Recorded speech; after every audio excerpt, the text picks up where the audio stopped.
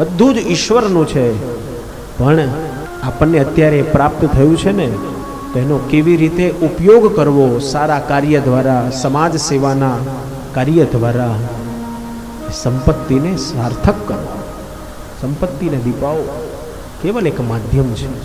કૃષ્ણનું જીવન જે આ બતાવે છે, કોઈ પણ સંજોગોમાં, કોઈ પણ પરિસ્થિતિમાં નાસીપાસ ના થઈ જાઓ. આપણે તો રડીએ છીએ, ભગવાન શું કરીશ, શું કરીશ, શું કરીશ. રડવાની જરૂર નથી, સોંપી દેવાની જરૂર છે. ભગવાન તું મારું ગાડું હંકાર, શું કાંઈ ન જાણું, સોંપી દીધું, ઈશ્વરને સોંપી દો. ભગવાન તમે ચલાવો હવે તમારી વાત. એનો અર્થ એવો નહીં લેવાનો કે મારે કશું નહીં કરવાનું, એમ બસ બધું ભગવાનને સોંપી દીધું એટલે બધું ભગવાન કરશે. ના, એવું નથી. ભગવાન કે હું નવરો નથી કે તું બધું મને સોંપી દઉં, તારા કાર્ય બધા મારે પૂરા કરવાના. એનો અર્થ એવો ના લઈ શકાય. કર્મ કરવું એ આપણો અધિકાર છે, આપણી ફરજ છે કે હું કર્મ કરું. ફળ આપનારો ઈશ્વર બેઠો છે.